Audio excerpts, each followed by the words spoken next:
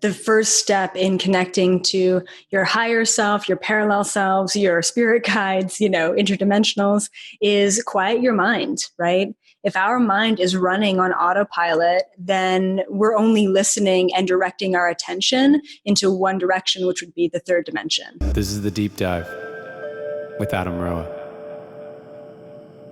Hello. What's up? Welcome, Elizabeth April, to the Deep Dive podcast. Thank you for doing this live in the Create community. Create community members, feel free to use the chat and everything. I see Jose's asking how I'm doing. I'm doing good, bro. Thank you for asking.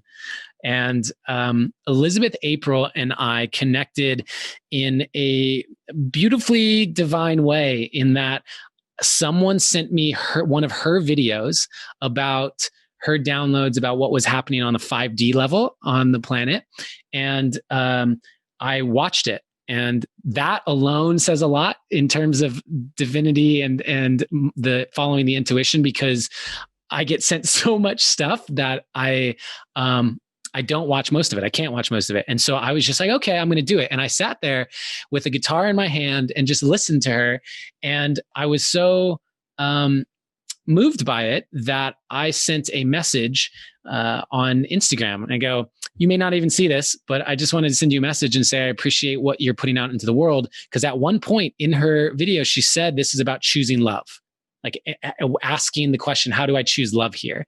And all of you know that has been my hashtag for years. It is the whole ethos that I live by. And so I sent the message on Instagram, not expecting to hear anything back. Figured she got a bunch of fan mail and stuff, but she responded. And then she said, you want to come on my YouTube channel? And we did a video and an interview where it's funny because we got into a lot of earthly stuff, going into plant medicines and different things. And now I've invited her here to go into more of the cosmic stuff and educate and explain a lot from that perspective of what's happening on the planet. And we can really dive into that. So that's how this all came to be. And Elizabeth April, I am so excited to have you here. Thank you for coming on the Deep Dive.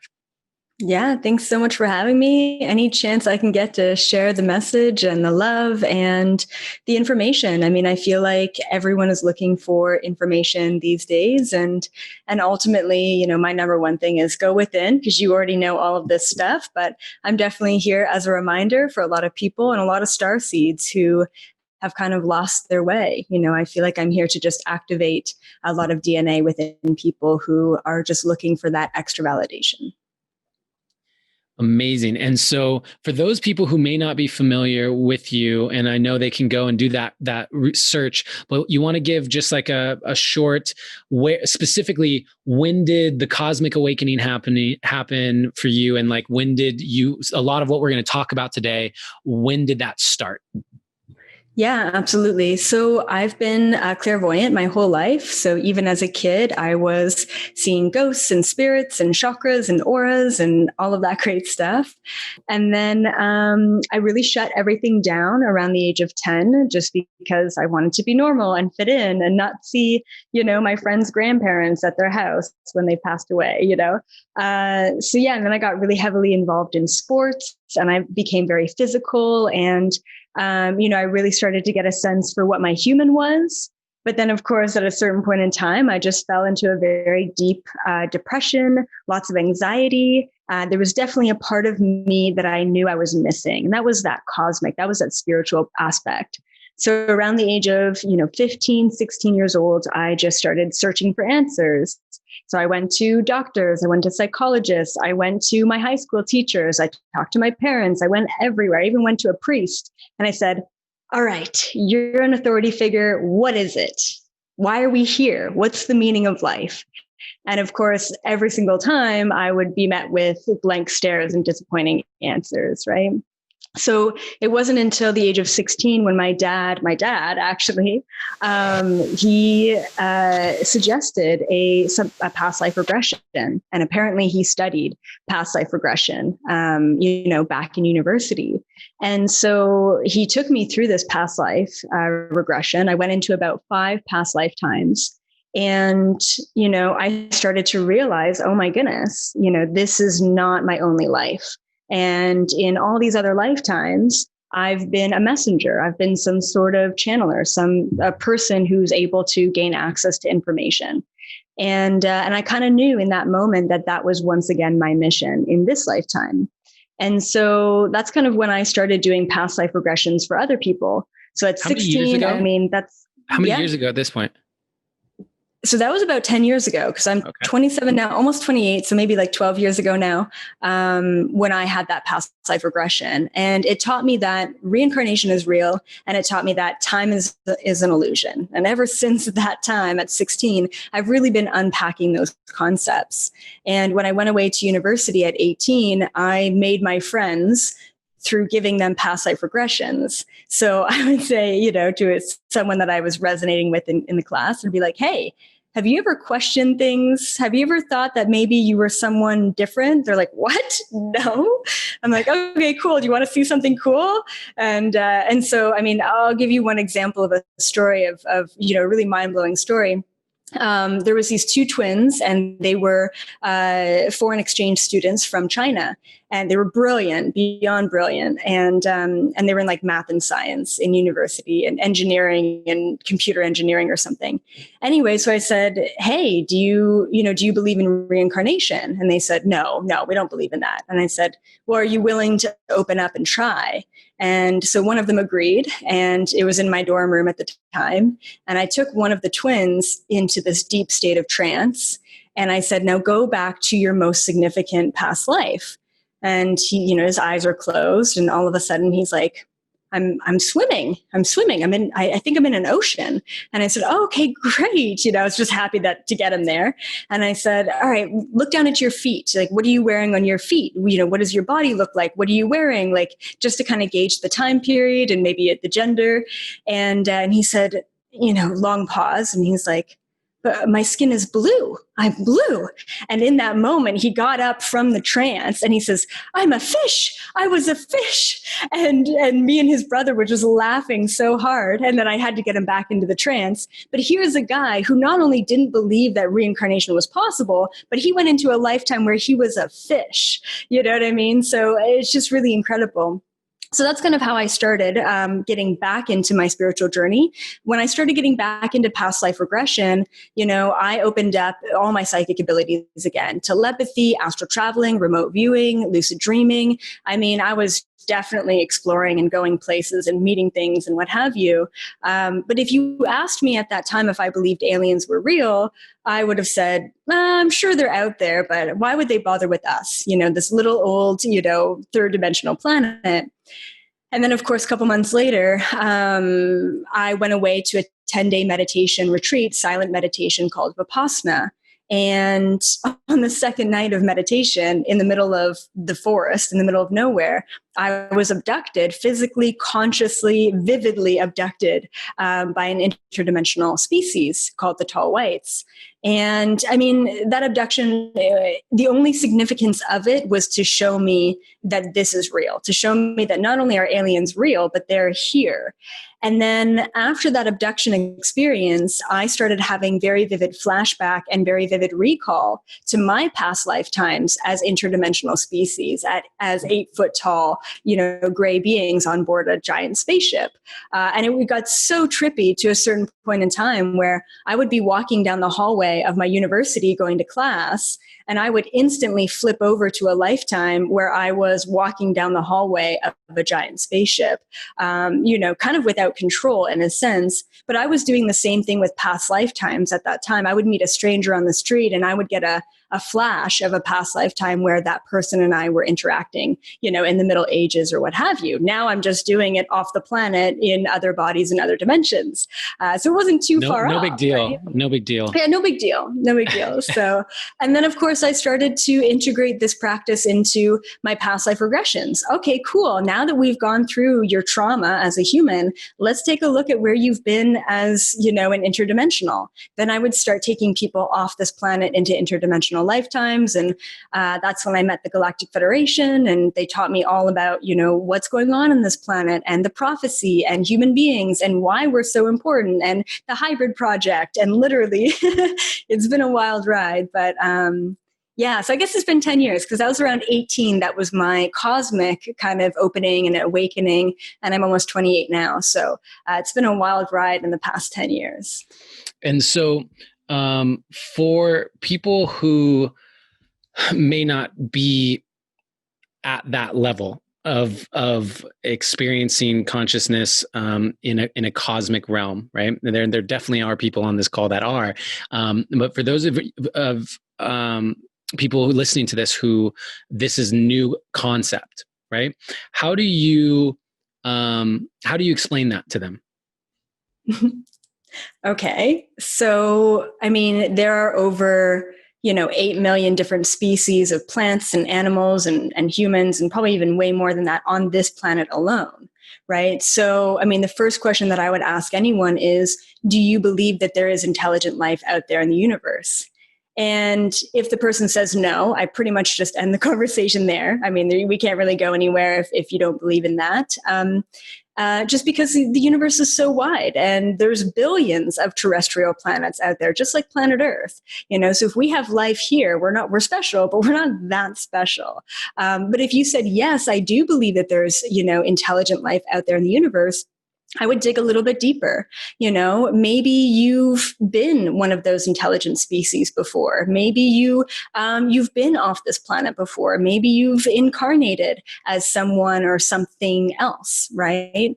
So it really kind of just opens up the box of someone's mind to think about the infinite possibilities that are out there. And that's the realm that I really thrive in. That's the realm that I exist in, is the infinite possibilities. And if someone isn't open to the infinite possibilities, then they might be really triggered by some of the content that I channel, and that's totally okay. But I do believe that those people are here on the call right now or listening to this podcast right now for a reason. There's something in them that drew them to this conversation at this time for a reason. So I always like planting the seed and to say, even if this may be triggering your old beliefs, you're here for a reason. Yeah, one way that I describe it to people is like right now, there are literally radio waves all around you and Wi-Fi waves all around you that you can't see and you're not picking up on. You're not hearing the radio right now. And similarly, all information is frequency. And so if you can learn to attune yourself like a radio station to frequencies of that you currently aren't attuned to, those frequencies can come in from what we would call a cosmic consciousness, whether that's Syrian, Pleiadian, or anything of that nature. The same that can come from angels, right? Angelic realms or gods and goddesses and all those things. They're just different frequencies, like different radio stations. And so really it's about believing in the possibility of it and then allowing yourself to open to start to receive that. And so why don't you tell us what's going on? What the hell is going on right now from what you're channeling in from the cosmos? Yeah, absolutely. So I'll just say that my main source for information for the global collective comes from an organization, I guess you could call it, called the Galactic Federation. That's basically like a government system for the universe. Sucks that we still can't self-govern, but hey, I'm going to leave it at that.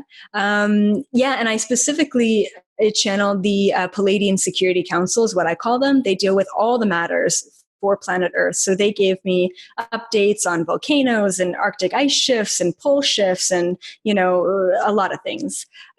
This is what they've told me throughout the years. And I've been in contact with them since 2012, 2011.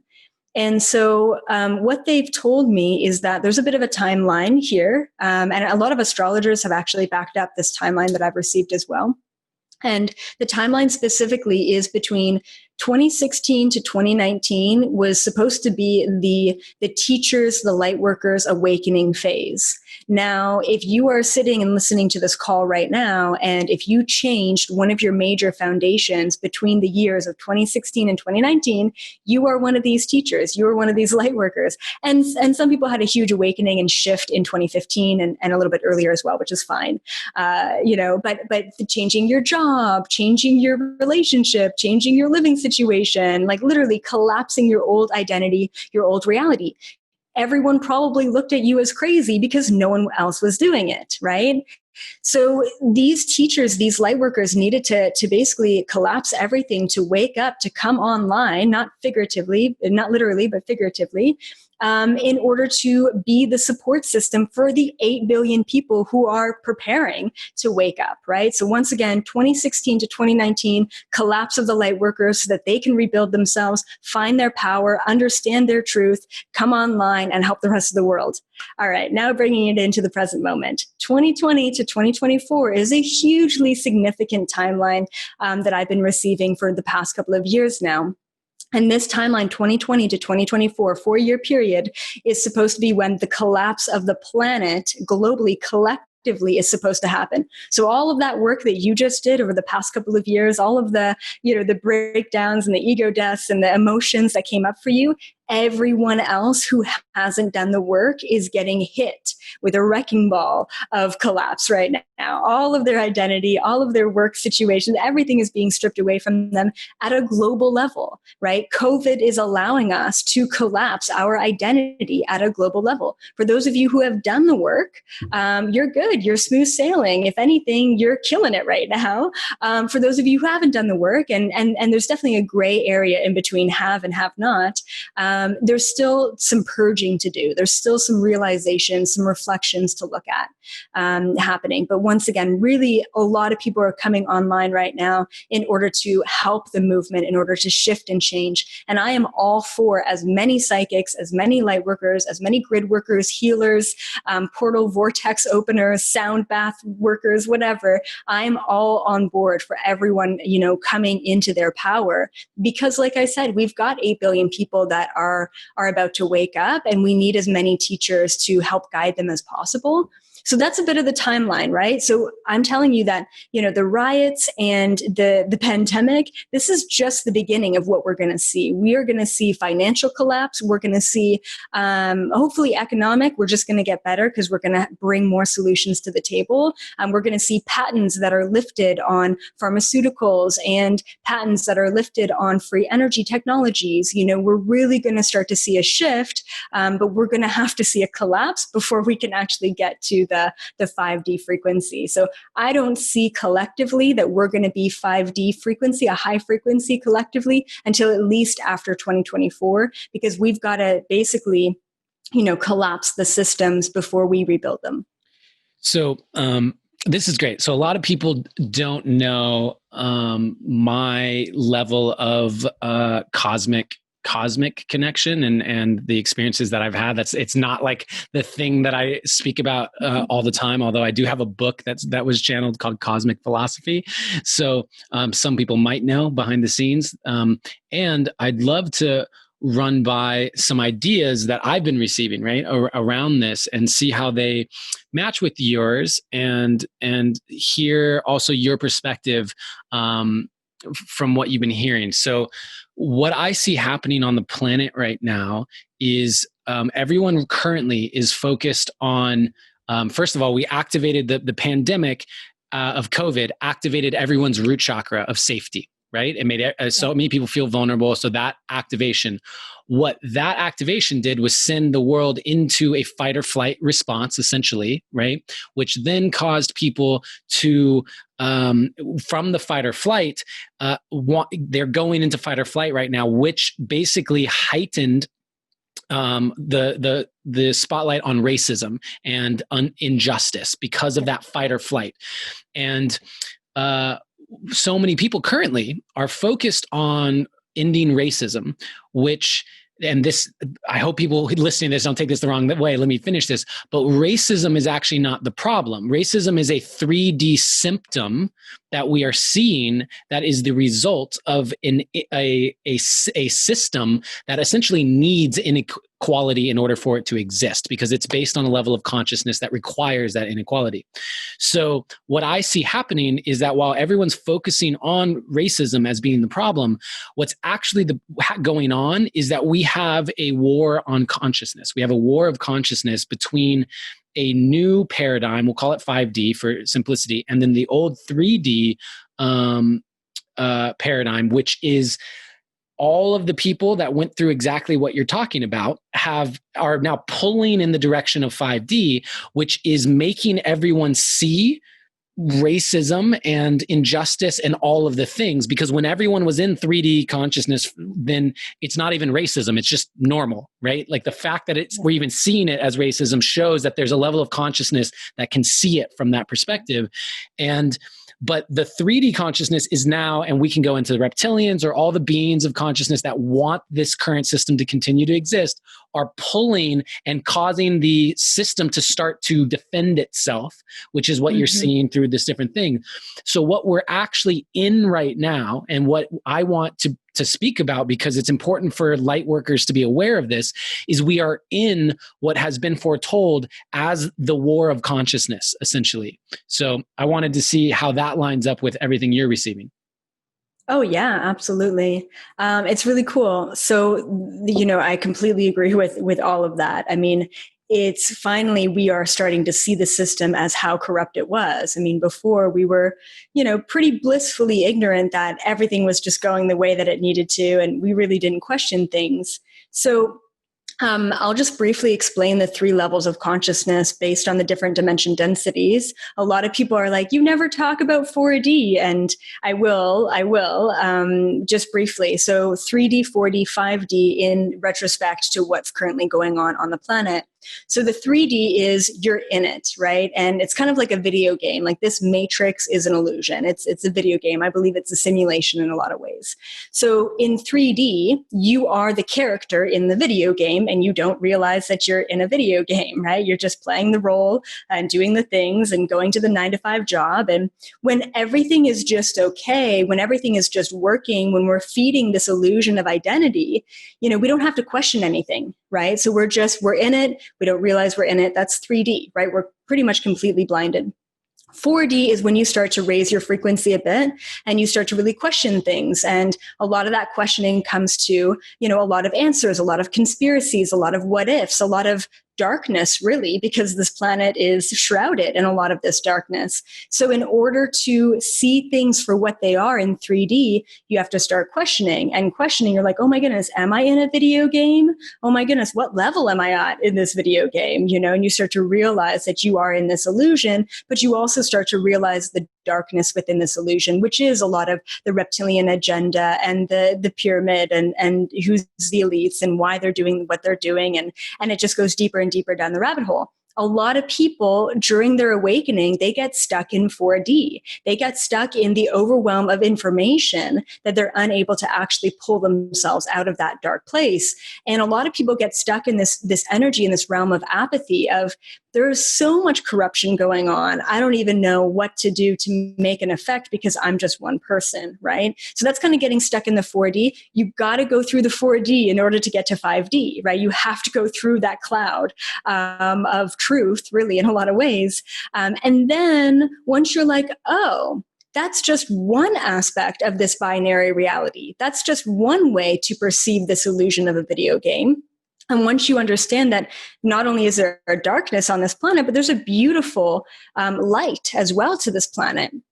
And once you see both sides, both polarity, but you're not reacting, you're just observing objectively, that is when you move to 5D. And I think a lot of people interpret 5D and that frequency as all light and all love and all butterflies and rainbows. And I say, no, absolutely not. 5D is a place when you are above 3D and 4D, when you are above both light and dark. 5D is a place where you are objectively aware of everything.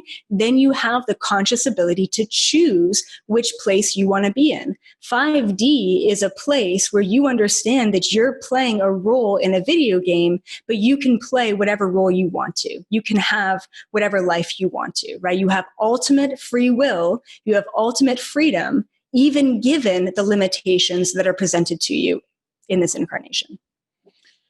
And so within that, I'm curious because at the 5D level, when you have that awareness and you're like, okay, I am in a video game.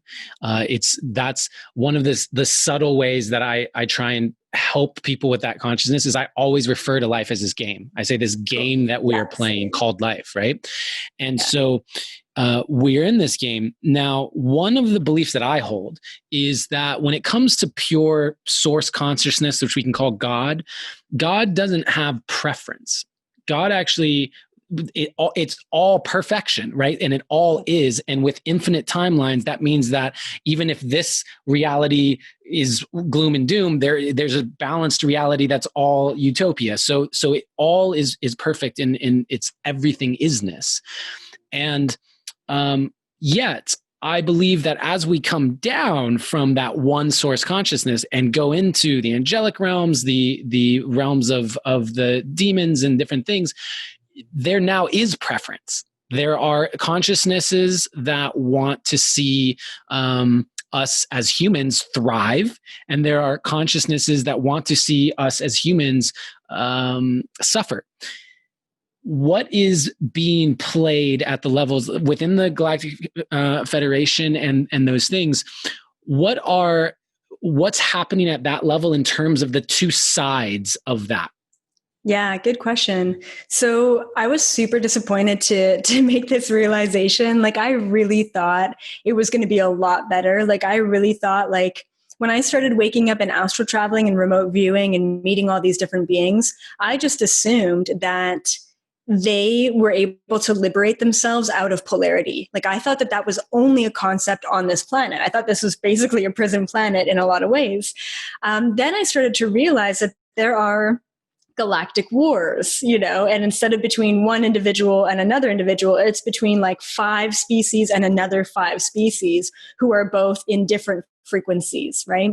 And so the way that the Galactic Federation describes the polarity, because I was so distraught and disappointed, I'm like, great, it doesn't get better. So like, what are we going to do, right? So like, I really got stuck in the 4D there too. And they told me, they said, the Galactic Federation say the light side of things. There's many different beings and species in different frequencies. He said the light side of things, they just want to keep the peace. They don't want to override the darkness. They just want to keep the balance of binary. Unfortunately, in a lot of ways, the darkness, or those dark lower vibrational species, they want more power, they want more control, and they're going to try and weasel their way into any situation, any vulnerable situation they can, to manipulate and take more. So the Galactic Federation is very non-intervention. That's actually their number one rule, is non-intervention. But they're also peacekeepers. Like, they're here to keep the balance between light and dark. So all the Galactic Federation wants is for the dark side to stay on their side, to do what they want to do, and not to really impede or infringe on any other beings who are peaceful and harmonious, which obviously that's, an idealistic universe, and that doesn't really happen, because this entire universe is a binary universe. If you have one, you have the other. So the Galactic Federation is just here to keep peace between the binaries, is really how I see it. Do you think that is a matter of interpretation? Because I would almost say that having a cosmic awakening is in a way an intervention. You know what I mean? It is, because just there, to me, there's like this thing. If one side is actively let's say the dark side, right? Literally, Star Wars is so woke, by the way. It's so crazy. Yeah. But like, if you have the dark side that's actively wanting to recruit people into this, and they can make it quite appealing, as all the way back to the Bible and the snake in the desert, right? Like, it can be very, very appealing. And then if on the light side, they're not intervening, and they're not actively awakening people, and they're not intervening in that way, I feel like it's only a matter of time before the pull of one side and the lack of pull from the other side would push us out of balance. Am I understanding it incorrectly? That's a great question. Yeah. So ultimately, yeah, I mean, the law of non-intervention is really huge within the Galactic Federation. That is definitely not a matter of interpretation. That just is what it is. And it's almost like the GFL, they do have councils. The councils do get together. They do discuss intervening, right? Just like the UN and the Security Council within the UN on this planet, they're going to intervene into a country who maybe isn't uphearing, humanity's rights or what have you. So ultimately the Galactic Federation has this faith in understanding that every single being across this entire universe is a being of pure light, right? Pure source. We already have the upper hand. Right. So it's not a matter of needing an intervention to find our way. It's a matter of raising our own frequency and making our own choices. And typically raising our frequency comes from, crashing to the lowest and the darkest place imaginable in order to understand that that's not a place that we want to be at. Now, I'm not just talking about human beings. I'm talking about many other beings out there in the universe. The higher the dimension these beings are in, the easier it is for them to remember that they are pure source. So the most difficulty and the most manipulated species in the universe are typically the lower dimensional ones. So once again, I still believe that the law of non-intervention is very clear and the dark side is very sneaky, but for whatever reason, there has been a balance that has been perpetuating with that kind of dynamic, even with the law of non-intervention, because even the darkest, beings, even the darkest reptilians out there in the universe, they still have a soul, and when you just love another soul for as such, as a soul, they can find their way back. Beautifully put. And so do you feel, have there been any directives for light workers specifically, for like people on this call, people listening to this, they found their way to this recording? Have there been any directives about what is suggested that we do to support with this transition time? Yeah, that's a great question. The number one thing is action, right? If you have awakened to this state of being, if you're here, if you're looking for answers, if you feel like, even if you're like, ooh, I really understand spirit guides, fantastic, go with that and run with it, because there's tons of people out there who don't understand spirit guides, and you might be that teacher for those people who don't resonate with someone like you or someone like me or what have you, right? So right now, the biggest thing is push yourself into action and start to speak up. And that's what we're seeing with the protests and the riots. But we need light workers to speak up and take action and get themselves out there and, do podcasts and videos and teachings and healings as much as possible, as long as you feel aligned and balanced and authentic within yourself. It's really time to spread the word, and get people on board online and awakened. At what point does it become spiritual bypass? Like at what point does it become a fleeing? So one of the things that, when I was doing research and looking into this, one of the reasons why so many people within the spiritual community have experienced intense levels of trauma, and that's kind of led them there. There is a natural, I'm feeling so shitty, I'm searching now. There's I'm going to seek, and when you seek, you shall find. And there's also in meditations and things like that, when people have experienced that trauma, there's a desire to, the body doesn't become the safe space any longer. The 3D realm doesn't become the safe space any longer. And so there's a desire to go into spirituality. There's a desire to spend more time in meditation than out in the world. And so understanding that in order to shift, we also have to participate. And so at what stage where's the balance for you in this? Yeah, absolutely. I'm so grateful because I've been pretty awakened to other realms and dimensions my whole life. So even though I'm young, I've had a lot of experience with that. So what I tend to find in my own life, as well as in other people's life, with the balance between the physical and the non-physical, which is really, we've got to be talking about this way more often because it's so important. It's always going to be like an elastic band, right? So if you're human and you're physical, you are in it. You are playing the game. You are so unaware of playing the game, and you're your identity is within the game, right? And then all of a sudden you start to understand, you break down, you break away, you break through, and you start to stretch the elastic band, right? So the elastic band would be kind of a metaphor of your soul being in your body. Then you get out of your body and out of your body and out of your body and out of your body, and you're stretching that elastic band. Eventually that elastic band is going to have to snap back, and it's going to be a rude awakening back into your body once it does. A lot of light workers tend to pick up aches and pains in their body, or eating disorders, or autoimmune, or anxiety, because they're just not in their body long enough. Same thing, when you're so in your body, and you're so disconnected from the spiritual, you're also going to create issues in your body as well when you're out of balance. So typically that elastic band in one realm, in one polarity or another, is going to have to snap back and realign you. So for me, it's like I have so many amazing hobbies that I love doing as a human. And I really work with my five senses. Like if I'm drinking coffee in the morning, like I'll smell the coffee. I will appreciate the coffee. I'll taste the coffee. I really enjoy so many aspects of this physical realm. And I know that it's okay to, and I dive into my emotions, and I dive into those awkward and uncomfortable moments. And at the same time, I'm off in the 12th dimension channeling, a mantis being or whatever, right? So I've really found that balance. And every once in a while, a couple months ago, I was sitting in a movie theater, and I was eating popcorn, and my wife was beside me. And I was thinking to myself, I'm like, damn, Elizabeth, you spent all day channeling from the 12th dimension for all these people. And now here you are in a box watching a screen, eating some popcorn with all these other humans. Good for you, right? Like I have these aware moments of just playing the game. And I'm like, yeah, that's right. I can hop on my motorcycle and ride and like enjoy the speed of it, and be very aware of my surroundings.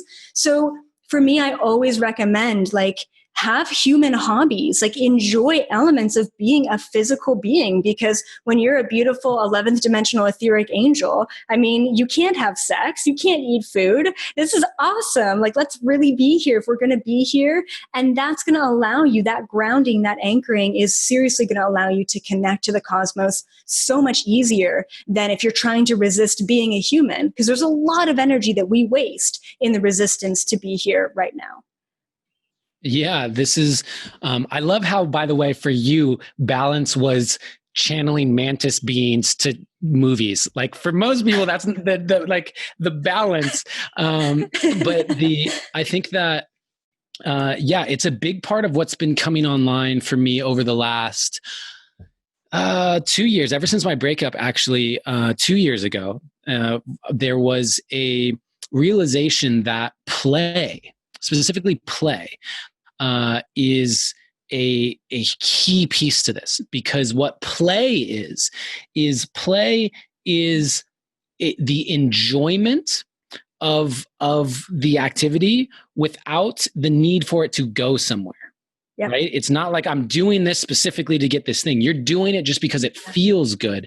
And so therefore you literally are just in the presence of pleasure. You're in the presence of joy. You're in the presence of fun and play. And so I think that one of the issues that we're seeing right now on the planet is a lot of people, for a variety of ways and reasons, life isn't very fun.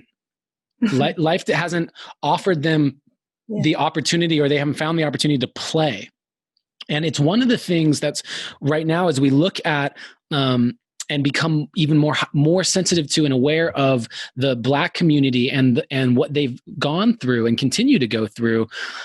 One of the things that's most encouraging, because here's the honest truth, I'm actually a bit of a pessimist overall from a viewpoint standpoint. Even though I work so hard to work the other way, I tell people all the time, is like, I wouldn't necessarily bet on us. Although I am going to continue to do what I do, and I do still have hope. One of the things that has given me so much hope is I feel like the Black community has been oppressed and has been mistreated for so long.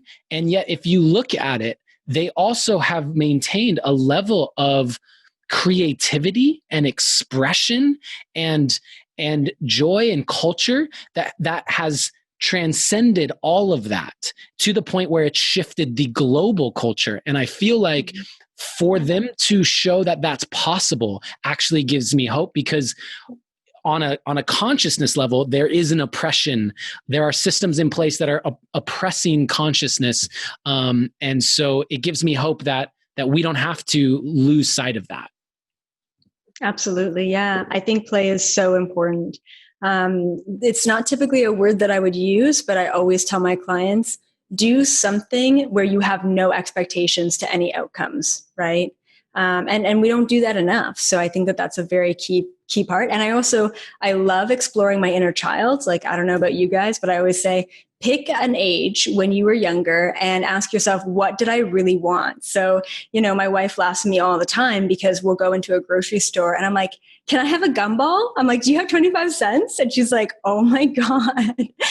Actually the other day I was in a store, in a corner store, and I was like, and I want this, and I want this. And I had a Kinder Egg surprise and I had this, and the store owner was like, you are such a child. The store owner said that. I'm like, oh yeah, I am, and my wife is like, he called you out. And I'm like, yeah, he did. And I play with Legos, and, I definitely, I love that. I love bringing through your inner child. It's so much fun.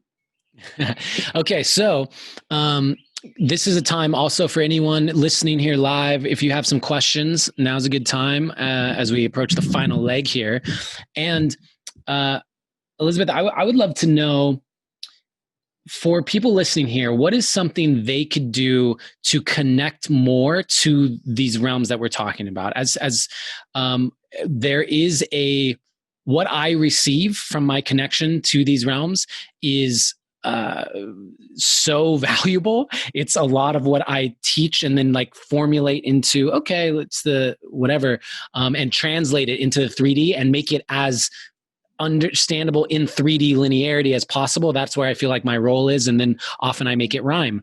But as far as for everyone listening to this now who may be at the early stages of this or desiring to deepen their connection, what are your suggestions? Yeah, absolutely. I mean, the first step in connecting to your higher self, your parallel selves, your spirit guides, interdimensionals, is quiet your mind, right?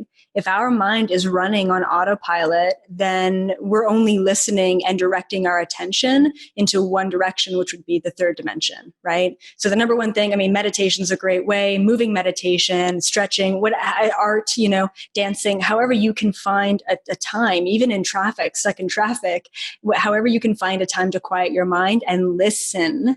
Because like you said, the universe has a lot to say. There's a lot of information out there, but if you're not listening, you will never be able to pick it up. So the first step is just listen, just open your mind and listen and quiet your mind. And then I would say the second step is take action through intention. So once you're sitting in meditation for an hour or half an hour, 10 minutes, however long it takes you to get to a place where you're listening and you're in tune and you're vibing and connecting, then what? It's great. Wow, you're connected to the universe, but where are you going to go from here? And that's where it's really important to say, okay, what do I need to know right now? Or can I connect with one of my Palladians or my angels? Or, am I connected to Sirius or whatever the question is? And then you wait for the response, right? So, a lot of divine feminine energies will just connect to the universe, but they won't be able to direct their connection. A lot of the divine masculine only want the direction, only want to ask the questions, but they're not really listening, right? So it's really this combination of feminine and masculine within yourself. Open up, listen, quiet your mind, and then direct where you want to go. Yeah. And one piece that I'll add to that that's always beneficial to me is to provide a container for the outlet of the information. Because what happens is, I notice for a lot of people, they receive it, but then it gets mixed in with all the other thoughts and all the other things and the doubts and everything. And it becomes a mishmash. And if you have a journal, or if you just put on a recording of your phone and allow yourself to speak and get to that place where you're writing without thinking about it, or you're speaking without thinking about it, that's where I think there's a higher probability of purity of that frequency transmission coming through, as opposed to getting caught up in your analysis. So something I'll just add to what you said there. And you have a couple questions here. So we'll jump in here. Cool. Yusuf says you guys actually went to the same high school, and being from a city that is primarily living in the 3D, it's been amazing to witness you grow into what you are. And how were you able to navigate the relationships in your life that are primarily stuck in the 3D? Yeah, great question. That's very cool. So ultimately, how do you navigate 3D relationships? There's a lot of different strategies and skills there as well. So I always say that you cannot change someone who is not willing to change, right? So if you try and give someone advice or information, especially when you first start awakening as an empath, all you want to do is saying, oh my goodness, I am so happy with all of this information and vibration that I want to make everyone else in my life this happy by giving them the same information. It's just not going to happen, right? It may not be their time.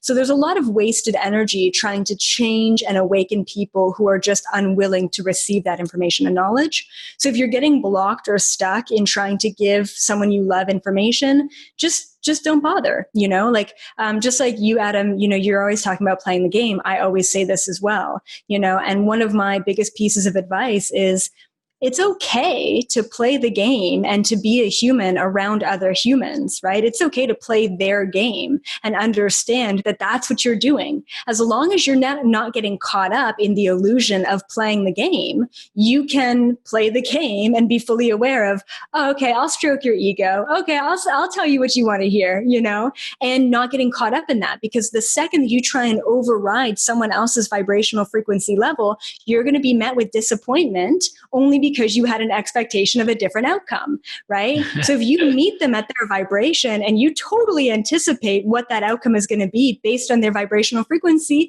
you're vibing with them. You're actually having a good time. You're actually receiving what you need at a 3D level and not necessarily what you need at a 5D level. If you're walking around in a 3D world always expecting a 5D outcome, you are going to be drained, you're going to be exhausted, and you are going to be, just disappointed. I've been there, trust me. Yeah. And a key piece to that is to hold exist in the overlap, right? Because you will overlap. If you're holding 5D, you still are here in a human body. You are overlapping in the 3D. And so you can meet people in the 3D and still hold your 5D, as opposed to if you just go down and just forget your 5D, now you're enabling the 3D consciousness, which that in itself is not necessarily the thing we want to be doing. Annika asks, can you speak to the moon and if it is artificial, and if it is, whether it's still good to charge crystals and water and such under it? Yeah, cool. Great question. So back in 2011, it was actually December 21st, 2011. That was my first meeting with the Galactic Federation, and I was greeted by a astral Palladian body a couple of days before the meeting. And he told me that it was going to be meeting at 2 a.m. Eastern Standard Time, right? And he said that I had to be awake and I had to be meditating so that I could go astral travel with him and so that I could relay the information in a conscious state. So surprisingly, I went and astral traveled on that night and followed him, and we went inside the center of the moon. I mean, I had no idea the moon was hollow. I had no idea the Galactic Federation met there. So that was a huge opening for me. Definitely the moon is hollow. It's definitely not a planet. It's not even a rock. It's metal. I don't have all the details and information, but I did look into the history of the moon a couple years back.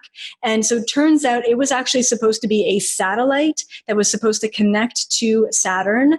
There's a very dark planet and a lot of dark nefarious activity going on around Saturn. And then the moon was supposed to reflect these vibrational frequency waves to the planet that was supposed to lower the frequency of planet Earth and kind of keep us in this dull state. A long time ago, the moon was then taken over, I guess, by the Galactic Federation. And ever since then, it's kind of been this meeting spot for the GFL. So it's quite powerful. And now it's used once again as a satellite, but now to activate humanity rather than deactivate or dull us. So that's all I know. But hopefully that answers some of your questions. That's all you know. That's it. One of the things that fascinates me about the moon is it's one of the only things that I think the only thing that we have in our solar system, but it's the only thing that doesn't rotate. It's the only thing that doesn't rotate. It's literally complete. When it comes, like, we always see the same side of the moon. Everything else rotates. Literally everything else rotates, including Earth. And yet the moon stays exactly in its spot, which is a really interesting thing. There's a name for that, by the way, as they've tried to explain why it does that. But all right, Elizabeth, we have a question from Jose asking, how can you start with past life regression? Yeah. I would suggest, there are lots of past life regressioners out there. I don't do that anymore. I can just see that in someone, but there's a ton of people out there who work with past life regression. Highly recommend, highly recommend, just like I highly recommend having some sort of psychedelic experience in your lifetime. Like, that's a once in a life experience. Highly recommend doing a past life regression. That's a once in a life experience. But I also want to say, too, that there's a ton of past life regression meditations out there that you can just listen to and go off on your own journey, even without having to pay someone to do that. There's tons of free resources out there on YouTube. So that's what I highly recommend. And I definitely recommend that everyone do it in their lifetime because it's really cool. Yeah. All right. Last question here.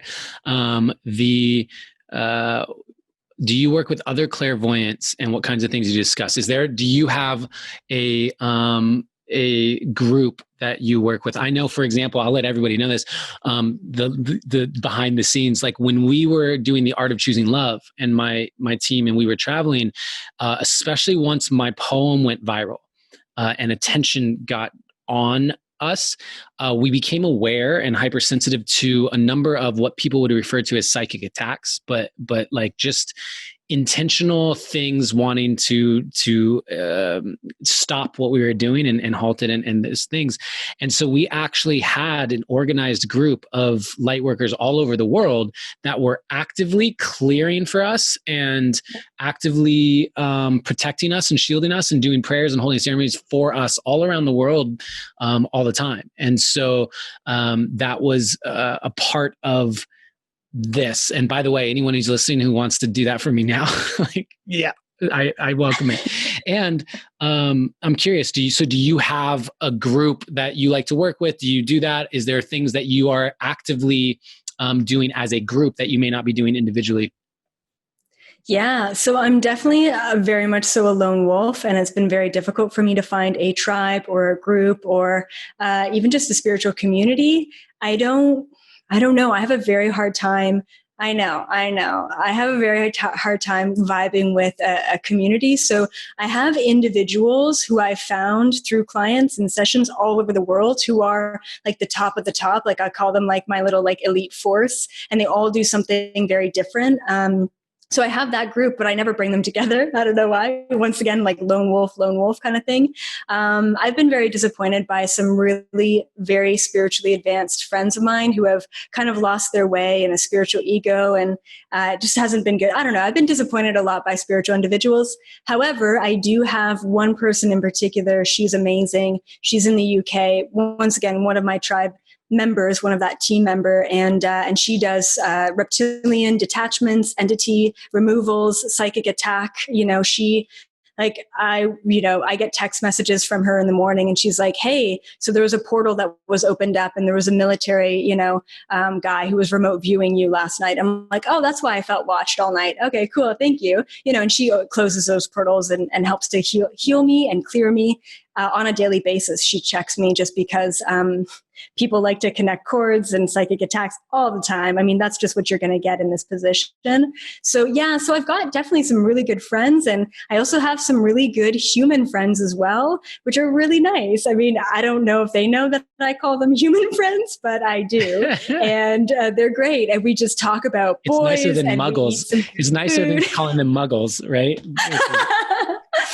So I've got a good balance of super high vibrational friends, but at the same time, I am a human, and I like just relaxing and not always having to talk about spirituality and other dimensions all the time, because I do that all day, every day for a living. So Yeah, and we are so blessed and grateful to you for doing that work. Thank you so much. And I agree. I'm all for playing in those realms. I enjoy them to an extent when it doesn't feel like a responsibility. Like Yeah, sometimes it can, exactly. definitely. Yeah. And I also love a good. So every once in a while, I just love a good human experience. And so, yeah, I appreciate it. By the way, offline, if you are, I don't know if you're calling in more of those people, but I have someone in mind that popped in that if you're wanting, she's probably about 20 years older than you and deep. And she would be someone that I would connect you to if you're interested. So Cool. Yeah. before I forget, Yes. with that said, I am so stoked that we got to have this conversation. And I know that people here are super lit up and are like, no, don't stop, don't stop. Can let people know where they can find out more about you, your YouTube channel and your Instagram and all the places.